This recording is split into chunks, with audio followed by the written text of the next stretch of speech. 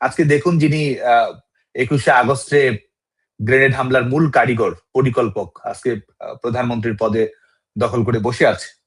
সেদিনও হত্যা চেষ্টা হয়েছিল, সেদিনও রাষ্ট্রীয় সমস্ত মেশিনারিজ কিন্তু সেদিনও ব্যবহার করা হয়েছিল। স্বরাষ্ট্র মন্ত্রণালয়, ডিজিএফআই, এনএসআই, বিভিন্ন সংগঠন, সন্ত্রাসী সংগঠন, আন্তর্জাতিক জঙ্গি সংগঠন, তাদের গ্রেনেড নিয়ে আসা, সেখান থেকে তাদেরকে বাংলাদেশের বাইরে ফেরত পাঠানো, রাষ্ট্রীয় মেশিনারিজ কিন্তু সেদিনও তারা ব্যবহার করেছে। এবং আওয়ামী লীগের নেতাকর্মীরা নিজের জীবন দিয়ে হলেও বঙ্গবন্ধু কন্যা দেশরত্ন শেখ হাসিনার মানব ঢাল তৈরি করে কিন্তু সেই জীবন রক্ষা করেছে।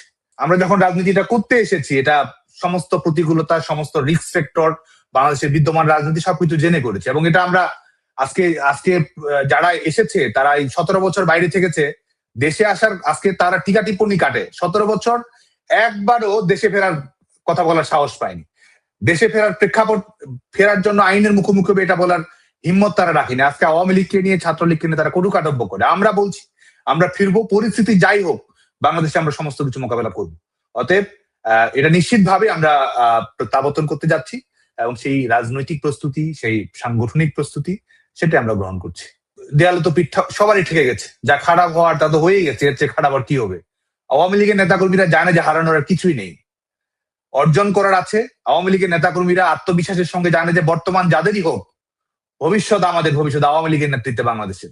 অথবা আওয়ামী লীগের নেতাকর্মীরা আত্মবিশ্বাসী, আওয়ামী লীগের নেতাকর্মীরা সাহসী, আওয়ামী লীগের নেতাকর্মীদের নৈতিক শক্তিটাও বেশি, কারণ আওয়ামী লীগের নেতাকর্মীরা দেখেছে যে জনগণের কাছে আওয়ামী লীগ রাজনৈতিক দল হিসেবে এবং সরকার হিসেবে পারফর্ম করেছে এবং মানুষ তার পার্থক্যটা দেখছে। বিএনপি সরকার, অন্তর্বর্তী সরকার এবং আওয়ামী লীগ সরকারের পার্থক্যটা মানুষ দেখতে পাচ্ছে।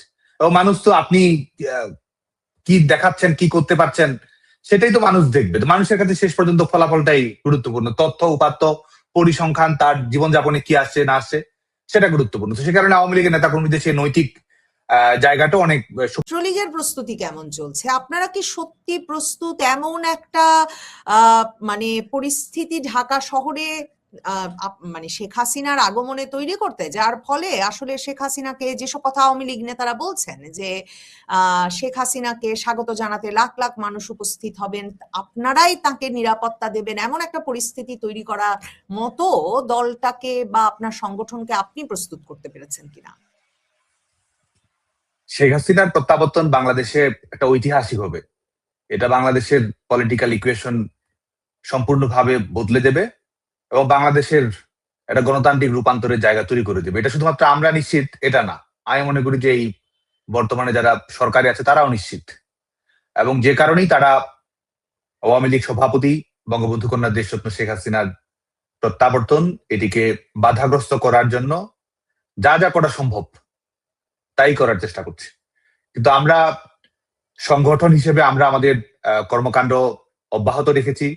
বাধা বিপত্তি, জেল জুলুম, মব, নির্যাতন, মৃত্যু সবকিছু উপেক্ষা করে আমাদের নেতাকর্মীরা সাংগঠনিক, রাজনৈতিক, মানসিক সকল ধরনের প্রস্তুতি সম্পন্ন করছে। এবং সবচেয়ে বড় কথা, সংগঠন তো তার সাংগঠনিক কর্মকাণ্ড পরিচালনা করছে। কিন্তু আমরা যেটা বিশ্বাস করি এবং আমাদের যেটা উপলব্ধি সেটা হচ্ছে যে শেখ হাসিনার প্রত্যাবর্তনের কেন্দ্র হচ্ছে বাংলাদেশের মানুষ। বাংলাদেশের মানুষের মধ্যে এটি নিয়ে অভূতপূর্ব সাড়া আছে। বাংলাদেশের মানুষের মধ্যে উন্মাদনা আছে, আশা জাগা নিয়ে, একটা চাহনি নিয়ে একটা অপেক্ষা আছে। এবং মানুষ শেখ হাসিনার প্রত্যাবর্তনের সঙ্গে নিজের সমস্যার, সংকটের সমাধানের একটা যোগসূত্র তৈরি করে। যে কারণে আমরা দেখছি যে আমাদের গ্রাসরুট অ্যাক্টিভিস্ট যারা আছে তারা যখন আমাদের সঙ্গে পর্যালোচনা মিটিং গুলো করে, আলোচনা হয়, সেখানে কিন্তু সংশ্লিষ্ট এলাকার যারা আমাদের দল করে না, যারা রাজনীতির সঙ্গে সম্পৃক্ত না, শিক্ষকতা করে, চাকরি করে, ছোটখাটো ব্যবসা করে, কিংবা কেউ বেকার হয়ে আছে, কেউ ভাতার বাইরে চলে গেছে, মেয়েরা, বিভিন্ন সামাজিক সাংস্কৃতিক সংগঠন, তারা কিন্তু আমাদের স্থানীয় নেতাকর্মীদের সঙ্গে সার্বক্ষণিক যোগাযোগ করে। এমপি হিসেবে পার্লামেন্টে কে গেছে এই প্রহসনের নির্বাচনের মধ্য দিয়ে, সেখানে স্থানিক নির্বাচনে মানুষের কাছে সেটি গুরুত্ব পাচ্ছে না। এটা কিন্তু আমরা উপলব্ধি করছি আমাদের তৃণমূলের নেতাকর্মীদের সঙ্গে আমাদের আলাপচারিতার মধ্য দিয়ে। এবং তারাও এটি নিয়ে গ্রামে গঞ্জে, ওয়ার্ডে, মফস্বলে সবাই জানতে চাচ্ছে যে তার ভূমিকাটা কি হবে, কিভাবে সে ভূমিকা রাখতে পারে। মানে আমাদের দলীয় নেতাকর্মীরা নয়, আমাদের এই প্রত্যাবর্তনকে ঘিরে মানুষ কন্ট্রিবিউট করতে চায়, মানুষ এখানে নিজের একটা অংশগ্রহণ চায়, এবং মানুষ এটাকে আওয়ামী লীগের আন্দোলন একটা দলীয় দৃষ্টিভঙ্গি এভাবে দেখে না। মানুষ ভাবে যে এটা তার দেশের, এটা গণতন্ত্রের প্রতি তার দায়িত্ব, কিংবা তার ভবিষ্যৎ প্রজন্মের জন্য এটা করতেই হবে। তো যে কারণে এই একটা শেখ হাসিনার প্রত্যাবর্তন যেমন অনিবার্য, এবং এটা আসলে বাংলাদেশের মধ্যে একটা বৃহত্তর একটা সামাজিক রাজনৈতিক ঐক্য ক্রমান্বয়ে গড়ে উঠছে, এবং এই ঐক্যের সামনে আসলে কোনো বিপত্তি টিকবে না। নিজেরাই এত বিপদে আছেন, আপনারা এত বিপদে, এর মধ্যে সাধারণ মানুষ কোন ভরসায়, মানে আপনাদের সঙ্গে যোগাযোগ করাও তো বিপজ্জনক হওয়া উচিত, মানে হওয়ার কথা। কোন ভরসায় স্থানীয় পর্যায়ের মানুষ আসলে তাদের সমস্যা নিয়ে আওয়ামী লীগ, ছাত্রলীগ এই মানে আপনাদের সঙ্গে যোগাযোগ করছেন, এবং কি প্রত্যাশায় করছেন তারা যোগাযোগ? মানে এটা তো একটা খুবই খুবই ইন্টারেস্টিং মানে আপনি আসপেক্ট তুলে ধরলেন, যে সাধারণ মানুষ কেন, কি আশা নিয়ে আসছে আপনাদের কাছে? মানুষের সামনে কিন্তু কোনো বিকল্প নেই। মানুষ তো আর আমাদের, আমি কি বলছি, বক্তৃতা দিচ্ছি, কিংবা আরেকজন আমাদের দলীয় ভাবে কি বলছে, লিফলেটে কি দেয়া হচ্ছে, আমরা তো আমাদের দলীয় দৃষ্টিভঙ্গি হয়তো কম বেশি বলার চেষ্টা করি, কিন্তু মানুষ তো তার জীবন থেকে শিক্ষা নেয়, মানুষ তো তার অভিজ্ঞতা থেকে রাজনৈতিক সিদ্ধান্ত গ্রহণ করে, এবং মানুষ সাধারণত রাজনৈতিক প্রক্রিয়ায় সরাসরি অংশগ্রহণ, ভোটদান সেটির মধ্যেই থাকতে চায়। কিন্তু যখন দেখে যে তার স্বাভাবিক যে জীবন, সেটা যখন অনিরাপদ থাকছে, তার ভরণ পোষণ, তার অর্থনীতির নিরাপত্তা কাঠামোটা যখন ভেঙে পড়ছে, তার পরিবারের প্রতি তার দায়িত্ব আছে, ছেলে মেয়েদের ভবিষ্যৎ নিয়ে তার চিন্তা আছে, যখন দেখছে যে বিদ্যমান রাজনৈতিক বন্দোবস্তের কারণে সেটা কোনো না কোনো ভাবে ক্ষতিগ্রস্ত হচ্ছে, তার দোকানপাট, ব্যবসা বাণিজ্য, সেখানে লাভ যত করছে, চাঁদাটা বেশি দিতে হচ্ছে, এমপি, বিএনপি নেতাকর্মী, জামায়াতের নেতাকর্মী, তাদের কাছে যখন সেটা দিতে হচ্ছে, যখন ছেলেমেয়েরা লেখাপড়া করবে, যখন সেখানে সেই শিক্ষার ব্যয় নির্বাহ করার সুযোগটা থাকছে না, ছোট ছেলেমেয়েটা স্কুলে পড়ে সেখানে বই পাচ্ছে না, পরীক্ষা দিতে যাবে সেটা নিয়ে অনিশ্চয়তার মধ্যে থাকতে হচ্ছে, বিশ্ববিদ্যালয়ে পড়ে লেখাপড়া শেষ করেছে, 2 বছর অতিক্রান্ত হয়েছে, ছেলে মেয়েটা হয়তো আন্দোলনেও গিয়েছে চাকরির জন্য, কর্মসংস্থানের জন্য, অথচ 2 বছর পরে সেখানে চাকরির কোনো গ্যারান্টি নেই। যখন দিনভর আপনার বাসায় বিদ্যুৎ থাকবে না, খাবারের জন্য যখন গ্যাসের জন্য অপেক্ষায় থাকতে হবে, আমাদের গ্রামে গঞ্জে আপনি কল্পনা করুন, শুধুমাত্র গার্মেন্টস সেক্টরে আমাদের 40 লাখ নারী আমাদের কাজ করে, যখন তারা দেখছে যে গ্যাসের অভাবে, জ্বালানি সংকটের কারণে তাদের কলকারখানাগুলো বন্ধ হচ্ছে, শহর ছেড়ে আবার গ্রামে ফিরতে হচ্ছে, তখন মানুষের সামনে কি কোনো বিকল্প আছে যে এই সমাধানটা একটা সহজ রাস্তা খুঁজে পাওয়ার?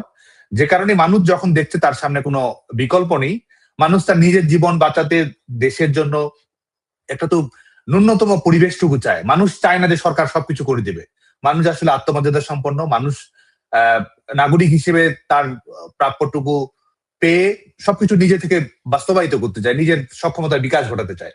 যখন দেখছে যে রাষ্ট্রের কাছে সেই গ্যারান্টিটুকু থাকছে তো নাই, বরং যেটুকু অধিকার আছে সেটুকু নিয়ে এক ধরনের টানাহেঁচড়া চলছে, তখন স্বাভাবিকভাবে মানুষ সমাধান করতে চায়, এবং মানুষের সামনে রাজনৈতিক দল হিসেবে, মানুষ তো রাজনৈতিক দল, সামাজিক সাংস্কৃতিক শক্তির কাছে ঐক্যমত গড়তে চায়। যখন দেখছে যে যারা এখন রাজনৈতিক দল হিসেবে বাংলাদেশে অপারেট করছে, তারা সবাই কোনো না কোনো ভাবে সরকার, তারা সবাই কোনো না কোনো ভাবে বিদ্যমান রাজনৈতিক বন্দোবস্তের তারা সুবিধাভোগী, তারা এটা রক্ষা করতে চায়। তো স্বাভাবিকভাবেই যারা বাংলাদেশে আজকে এই সভা সমাবেশ করছে, সরকারি প্রোগ্রামে যাচ্ছে, স্বঘোষিত প্রতিনিধি হয়ে বসে আছে, তারা আসলে সমস্যার সমাধান দিতে পারছে না, এবং মানুষ তার রায়টা দিতে চায়, মানুষ স্বাধীন সিদ্ধান্ত নিতে চায়। যে কারণে আমি মনে করি যে এই কারণগুলো আওয়ামী লীগের দলীয় তৎপরতা, কর্মতৎপরতার চেয়ে মানুষের জীবনে রাষ্ট্রের ব্যর্থতার যে প্রভাব পড়ছে, সে কারণে আসলে সংযোগটুকু বাড়ছে বলে আমি মনে করি। এবং মানে এর মাধ্যমে কি আপনার মনে হচ্ছে যে এতটা সংগঠিত হয়ে ওঠা সম্ভব হবে যে ডিসেম্বরের মধ্যে, বা মানে অনেকে তো বলছেন যে ডিসেম্বরের মধ্যে মানে তো ডিসেম্বর না, এর মধ্যে বাংলাদেশের রাজনীতিতে বাংলাদেশে আবারও পূর্ণোদ্যমে আওয়ামী লীগ এবং আওয়ামী লীগের অঙ্গ সংগঠনগুলো ফিরে যেতে পারবে? মানে আপনারা কি মানুষকে সেই পর্যায়ে সংগঠিত করতে পারবেন আসলে সেই সময়ের মধ্যে? কি আঁচ করতে পারছেন, সেই জায়গাটা কিভাবে সম্ভব হবে বলে আপনারা আলোচনা করছেন? আমি যেটি বললাম সেটা তো একটা সামাজিক যে দৃষ্টিভঙ্গি মানুষের, সেটা আর হচ্ছে যে দল হিসেবে আওয়ামী লীগ, বাংলাদেশ ছাত্রলীগ কিংবা আমাদের অন্যান্য সহযোগী সংগঠনগুলো, এবং এই সংগঠনগুলো আজকে হয়তো তারা ক্ষমতায় আছে, 2 বছর ধরে নির্বাচনের বাইরে রেখেছে, নিষেধাজ্ঞার বাইরে রেখেছে, দলের শক্তি তো আর ক্ষয় হয়নি, দলের শক্তি ক্রমাগত হয়ে বৃদ্ধি পেয়েছে। এবং এটা যারা মনে করছে যে কিছুই হচ্ছে না এবং কিছুই হবে না, তারা তো আসলে বোকার চরকে বসবাস করছে। পৃথিবীতে যাই ঘটুক, আওয়ামী লীগের শক্তিশালী প্রত্যাবর্তন হবে, এবং বাংলাদেশের রাজনীতিতে যাই ঘটুক, আওয়ামী লীগ বাংলাদেশের রাজনৈতিক শক্তি হিসেবে অব্যাহত থাকবে। এবং বাংলাদেশে আওয়ামী লীগ ছাত্রলীগের সেই শক্তিটা আছে, সেই সাংগঠনিক দৃঢ়তা আছে, সেই নৈতিক ভিত্তি আছে, এবং আমাদের বিপুল বিস্তৃত আমাদের যে সাংগঠনিক কাঠামো, আমরা বিশ্বাস করি আমাদের ওয়ার্ডে ইউনিয়নে আমাদের সংগঠন যেভাবে ব্যাপক বিস্তৃত, এই সংগঠনকে আপনি কিভাবে আপনি দমবন্ধ করে একটা পরিবেশ, একটা ফ্যাসিবাদী বন্দোবস্ত, একটা গোটা দেশটাকে কারাগার বানিয়ে আপনি কিছুদিন হয়তো আত্মতৃপ্ত থাকলেন যে কিছুই তো হচ্ছে না, কিন্তু এই সব কিছুই তো আসলে তাসের ঘরের মতো সময় মতো ভেঙে পড়বে। এবং সবকিছু তো মেয়াদ আছে, যে কতটুকু দমন পীড়নের মাধ্যমে আপনি আপনার যে বাংলাদেশের একটা গণতান্ত্রিক রাজনৈতিক শক্তি সেটাকে আপনি কতদূর পরাভূত করে রাখতে পারবেন।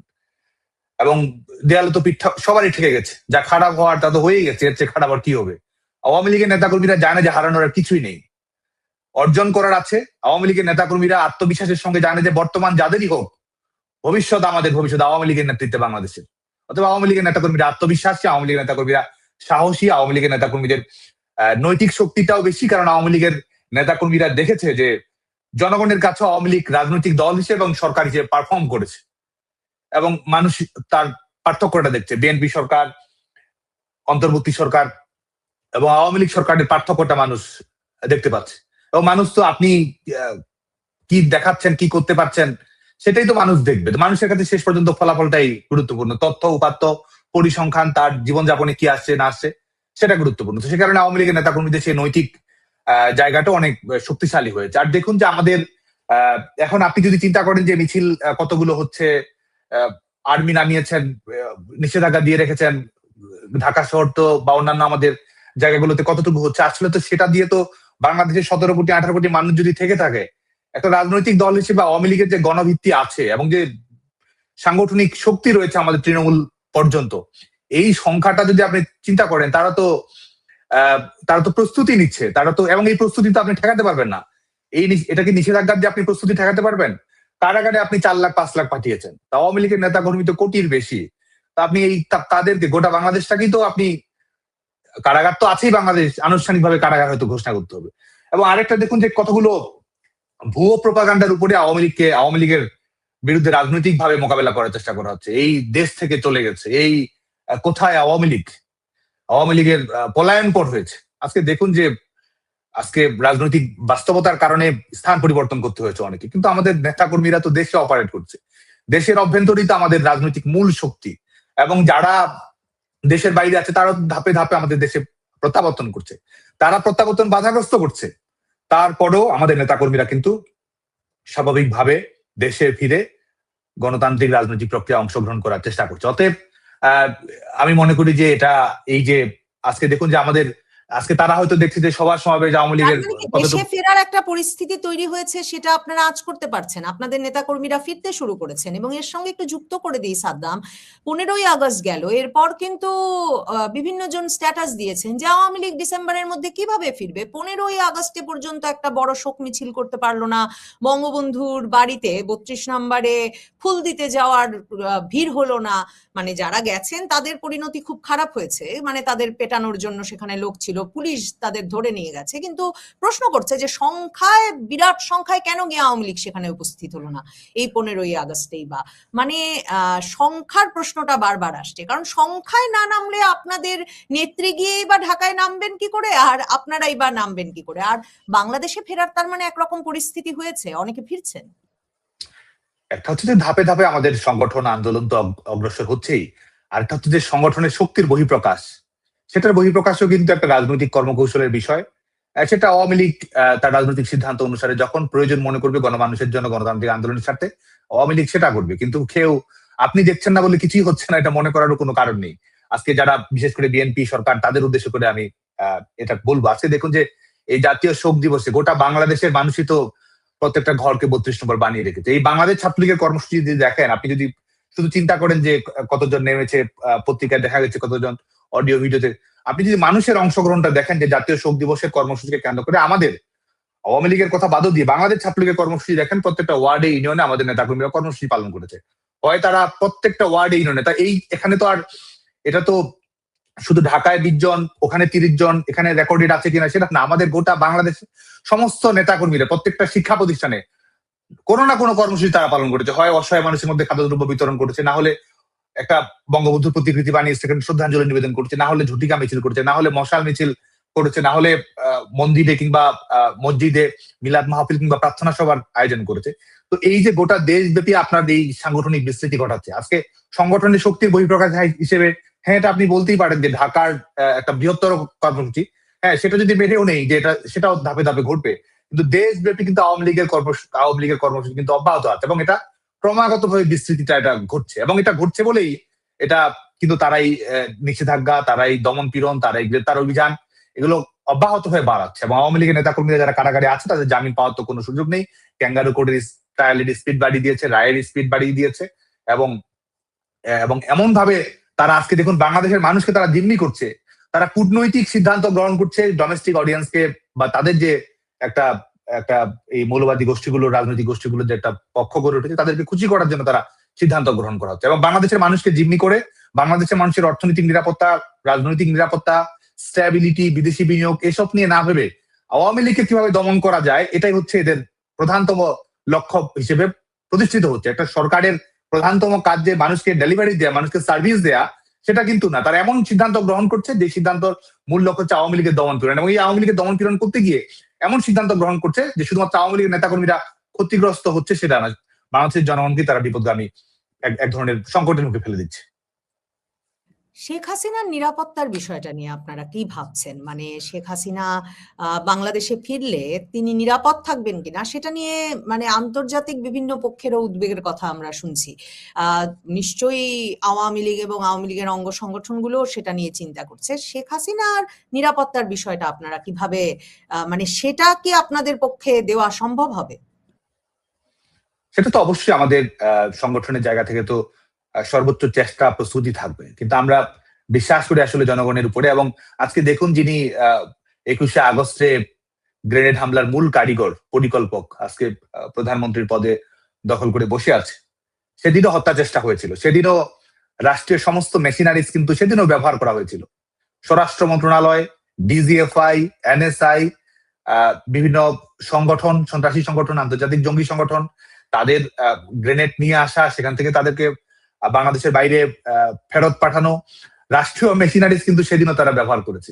এবং আওয়ামী লীগের নেতা কর্মীরা নিজের জীবন দিয়ে হলেও বঙ্গবন্ধু কন্যার দেশরত্ন শেখ হাসিনার মানব ঢাল তৈরি করে কিন্তু সেই জীবন রক্ষা করেছে, এবং সাধারণ মানুষও সেই অভূতপূর্ব সাড়া দিয়েছে। শুধুমাত্র সেই 2024 সালের 21শে আগস্ট গ্রেনেড হামলা কেন, অনেকবার আওয়ামী লীগ সভাপতি বঙ্গবন্ধু কন্যার দেশরত্ন শেখ হাসিনার জীবনের উপরে আঘাত এসেছে। এবং এটা আজকে দেখুন যে শেখ হাসিনার রাজনীতি যদি আপনি দেখেন, যে একজন রাজনীতিক হিসেবে আপনি যদি পক্ষে বিপক্ষে মূল্যায়ন, আলোচনা, সমালোচনা, প্রশংসা যেটাই করেন না কেন, পৃথিবীর আপনি যদি অন্যান্য রাজনীতি, প্রধানমন্ত্রী, দলীয় প্রধান দিকে দেখেন, যে তা শেখ হাসিনার জীবনের উপরে যে রিস্ক ফ্যাক্টর কিংবা তার বিশেষ করে মৌলবাদী গোষ্ঠীগুলোর ধারাবাহিক আক্রমণ এবং বিরোধী যারা অন্যান্য রাজনৈতিক দল যারা অপারেট করে গণতন্ত্রের মুখোশে, তারাও যেভাবে যতভাবে আক্রমণ পরিচালনা করেছে, তো শেখ হাসিনার সেই নিরাপত্তার উপরে আঘাত তারা বারবার করার চেষ্টা করেছে। এবং বাংলাদেশের মানুষের দোয়া, ভরসা, ভালোবাসা এবং আওয়ামী লীগের নেতা কর্মীদের ইস্পাত দৃঢ় মনোবলের মাধ্যমে কিন্তু সমস্ত প্রতিকূল পরিস্থিতি মোকাবেলা করা গেছে। এবং আমরা বিশ্বাস করি আমাদের দলীয় নেতা কর্মীদের উপর সেই ভরসা রয়েছে, মানুষের যে একটা জাগরণ তৈরি হচ্ছে সেটার উপর আমাদের ভরসা আছে। এবং আমরা বিশ্বাস করি যে আমরা সেই, এবং বাংলাদেশের আমাদের যারা বিভিন্ন পক্ষ রয়েছে, দায়িত্বশীল পক্ষ রয়েছে, সরকার বাইরে ভেতরে যে যেখানেই থাকুক না কেন, তারা এই বিষয়টা সম্পর্কে তাদের এক ধরনের সংবেদনশীলতা আছে, যে কারণে আমি বিশ্বাস করি যারা ক্ষমতায় দখল করে আছে তারা যতই চেষ্টা করুক না কেন সেই চেষ্টাটা তাদের দিক থেকে থাকবে অবশ্যই। এবং কিন্তু আমরা বিশ্বাস করি যে আমাদের দলীয় কৌশল, মানুষের ভরসা এবং সঠিক কর্মকৌশলের মাধ্যমে আমরা সবকিছু মোকাবেলা করতে পারবো। শেষ প্রশ্ন আপনার সংগঠন নিয়ে করি। আপনারা কি শিক্ষা প্রতিষ্ঠানগুলোতে আরো সংগঠিত হতে পেরেছেন? শিক্ষা প্রতিষ্ঠানগুলোতে ছাত্রলীগ তো একরকমের মানে ছাত্রলীগকে বেরিয়ে আসতে হয়েছিল 2024-এর জুলাইয়ে, সেখানে আপনারা কি আবার ফিরতে পেরেছেন, সংগঠিত হতে পেরেছেন?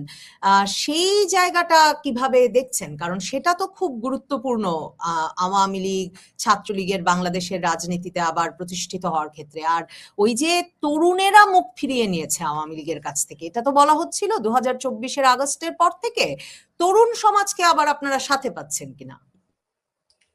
একটা হচ্ছে যে বাংলাদেশ ছাত্রলীগের বিশেষ করে ক্যাম্পাস গুলোতে যে ঘটনা ঘটেছে, ছাত্রলীগ রেসপন্সিবল পলিটিক্যাল বিহেভ করার চেষ্টা করেছে। বিশেষ করে জুলাইয়ের 14, 15, 16 তারিখগুলো যখন বিশ্ববিদ্যালয়গুলোতে, এবং আজকে তো আমাদের রাজনৈতিক কনফেশন না, তারা পলিটিক্যালি কনফেশন দিচ্ছে, কি ধরনের পরিস্থিতি তারা তৈরি করতে চেয়েছে। এবং বিশ্ববিদ্যালয়গুলো যখন বন্ধ ঘোষণা করা হয়েছে শিক্ষার্থীদের নিরাপত্তার কথা ভেবে, আমাদের কাছে সবসময় শিক্ষার্থীদের নিরাপত্তা, তাদের শিক্ষা জীবন, এটা আমাদের পলিটিক্যাল ক্যারিয়ারের চেয়ে বেশি গুরুত্বপূর্ণ।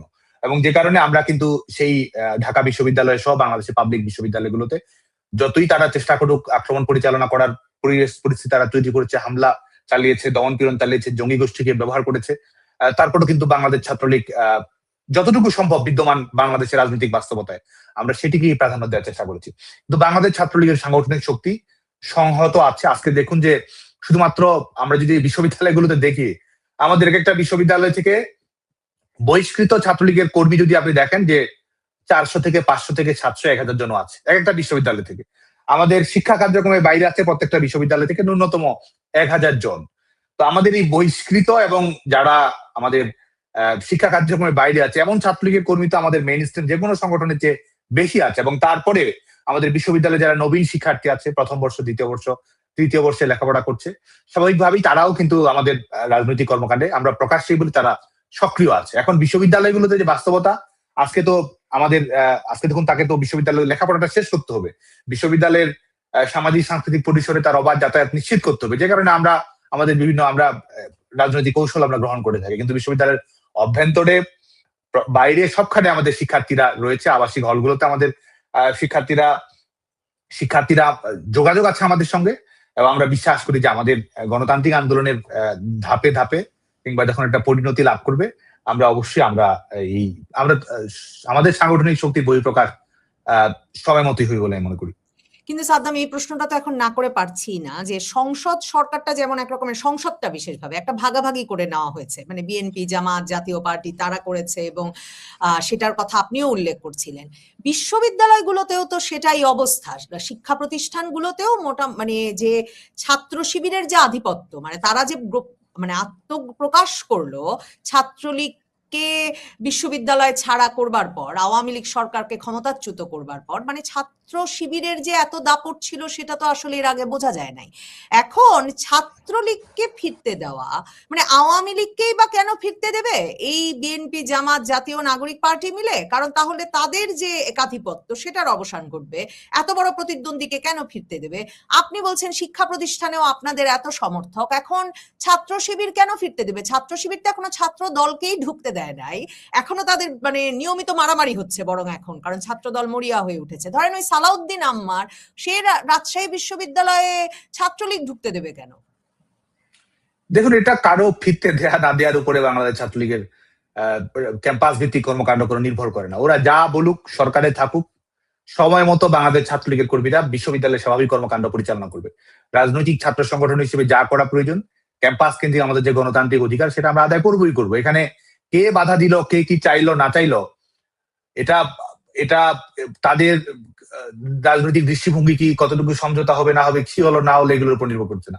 বাংলাদেশ ছাত্রলীগ স্বাভাবিক কর্মকাণ্ড পরিচালনা করবে, তারা মেনে নিবে কি না মেনে নিবে সেটা আমাদের দেখার বিষয় নয়। বাংলাদেশ ছাত্রলীগ স্বাভাবিক কর্মকাণ্ড চালাবে, সেটার সঙ্গে অন্যরা কিভাবে মানিয়ে নিবে সেটা বরং চিন্তা করা ভালো।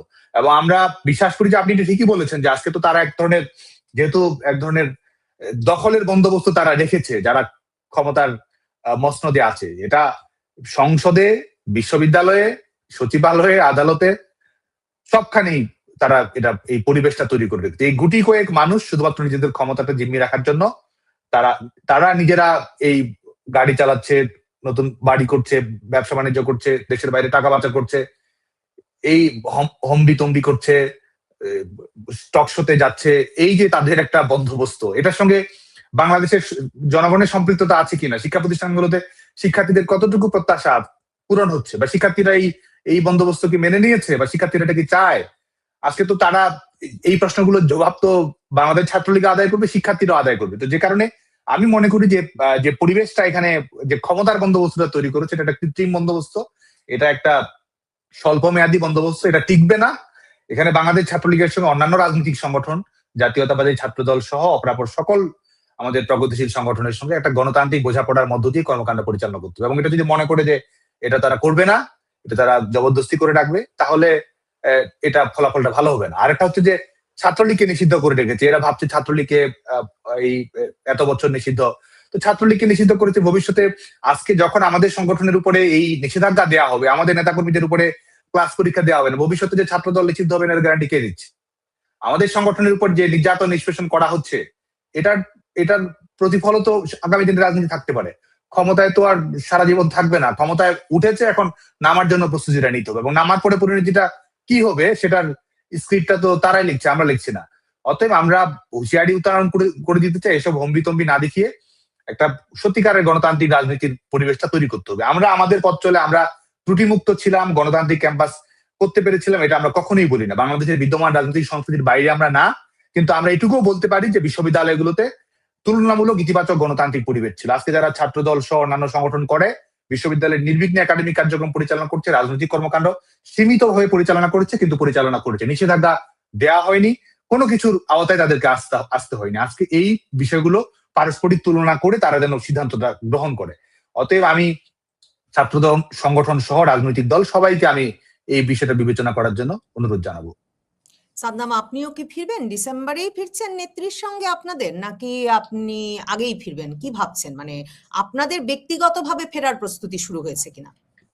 অবশ্যই আমরা ফেরার প্রক্রিয়ার মধ্যে দিয়ে আছি, এবং যত দ্রুত সম্ভব আমরা প্রত্যাবর্তন করতে চাই। আমাদের দেশ, আমরা যাব এবং আমরা বাংলাদেশের জনগণকে সাথে নিয়ে আমাদের গণতান্ত্রিক অধিকারের সুরক্ষা করবো। আজকে এটা মনে করার কোনো কারণ নেই যে কৌশলগত স্থান পরিবর্তন হয়েছে, এটা পরিস্থিতির কারণে করতে হয়েছে, এটা বাংলাদেশের বিদ্যমান রাজনৈতিক বাস্তবতার কারণে করতে হয়েছে। কিন্তু আমরা রাজনীতি করি, আমরা আমাদের সংগঠন, আমাদের দেশকে ভালোবাসি, গণতান্ত্রিক প্রক্রিয়ার মাধ্যমে বাংলাদেশের একটা গণতান্ত্রিক সমাজ ব্যবস্থা, ইতিবাচক পরিবেশ আমরা ভূমিকা রাখতে চাই, এবং এটার জন্য যে পরিস্থিতির মুখোমুখি আমাদের হতে হোক না কেন, আমরা সেই পরিস্থিতির মুখোমুখি হব, লড়াই করব এবং বিজয় সুনিশ্চিত করবো। আমাদের নয়, বাংলাদেশের জনগণের, দেশের ভবিষ্যৎ প্রজন্মের জন্য একটা ইতিবাচক গণতান্ত্রিক বাংলাদেশ, স্টেবল বাংলাদেশ, ডেমোক্রেটিক বাংলাদেশ, একটা লিবারেল ইনক্লুসিভ বাংলাদেশ আমরা তৈরি করতে চাই। এবং এটা তো আমরা এটা করার জন্য আমরা যখন রাজনীতিটা করতে এসেছি, এটা সমস্ত প্রতিকূলতা, সমস্ত রিস্ক ফ্যাক্টর বাংলাদেশের বিদ্যমান রাজনীতি সবকিছু জেনে করেছে। এবং এটা আমরা আজকে যারা এসেছে তারা এই 17 বছর বাইরে থেকেছে, দেশে আসার আজকে তারা টিকা টিপ্পনি কাটে, 17 বছর একবারও দেশে ফেরার কথা বলার সাহস পায়নি, দেশে ফেরার জন্য আইনের মুখোমুখি হবে এটা বলার হিম্মত তারা রাখেনি। আজকে আওয়ামী লীগকে নিয়ে, ছাত্রলীগকে নিয়ে তারা কটু কাটব্য করে। আমরা বলছি আমরা ফিরবো, পরিস্থিতি যাই হোক বাংলাদেশে আমরা সমস্ত কিছু মোকাবেলা করবো।